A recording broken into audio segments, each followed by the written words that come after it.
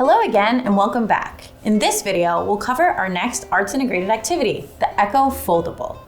The Echo Foldable is designed for students to utilize visual arts to create an art piece that models the behavior of sound waves during echolocation. The visual representation of echo that students will create gives them a tangible work of art that ties directly to their newfound understanding of echoes and echolocation. To prepare students to engage in this activity, we suggest facilitating a brief review of echoes, including what they are and how they work. Remind students that echoes are reflected or repeated versions of a sound, and they occur when a sound wave bounces off an object and returns to the listener. Here's how you facilitate this activity. Start your lesson with a class discussion, allowing students to share times that they have experienced hearing an echo. If possible, take students to a location where echoes can be created, like an enclosed courtyard, gym, auditorium, or other such location. Have students listen to their own echoes. If moving locations isn't possible, you could find a video that exhibits an echo for the students to watch. Then, have your students choose an example of a situation in which an echo would be produced: a barking dog, a yelling person, a clapping child, etc. This could also be an excellent opportunity to encourage students to incorporate their own interests, experiences, community, and background into the production of their art.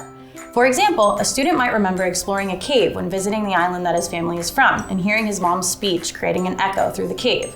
Another student might recall being in an empty gym, practicing basketball with her father and hearing the dribbling of the ball create an echo. Once your students have chosen the scenario they're going to use to create their Echo Foldable, the first step is to create the sound wave using paint and your cardstock paper.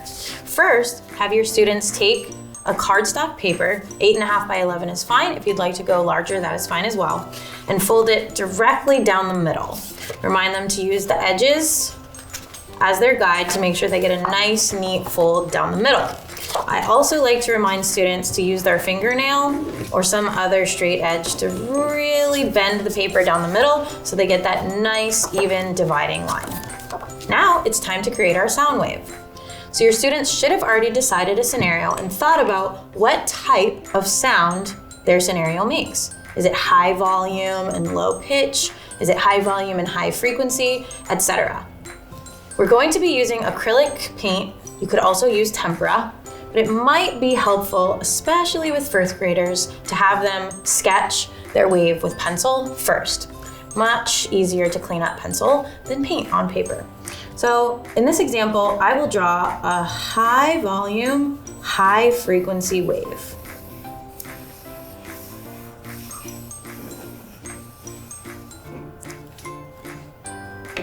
In the SABES curriculum material, they provide a very clear diagram of all the different types of sound waves that you could very easily present for your students as they draw these waves as reference for what each wave type looks like. Once you've sketched your wave, going to take a good amount of paint and paint over my wave. Since students will be stamping their wave, you want to make sure that they use a thick enough layer of paint that it will be able to stamp on the other side of the paper. So as you can see, I'm going over each portion of my wave a couple of times to make sure my paint is thick enough to stamp on the other side. Once students have painted their waves and are happy with how they look, it's time to create our echo.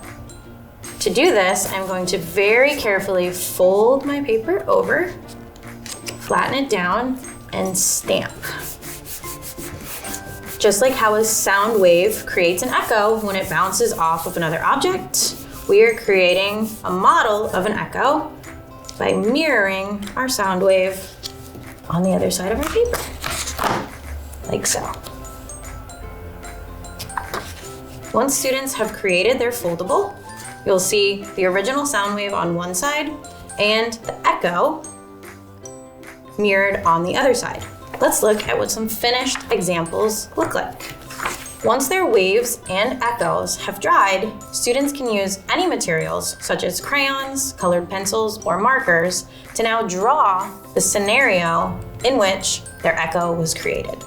In this student example, we see a high frequency, moderate volume wave and echo being produced by a wolf howling at the moon, and his howl echoing off the mountainside around him.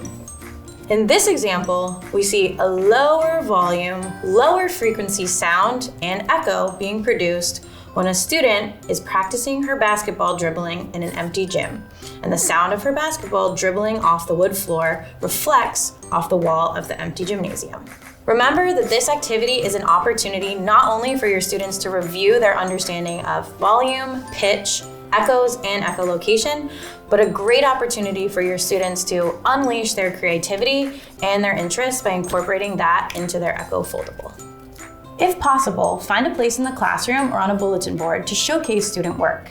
To evaluate this activity, we suggest using these artworks to assess student understanding by allowing students to provide written or oral explanations of what their piece represents.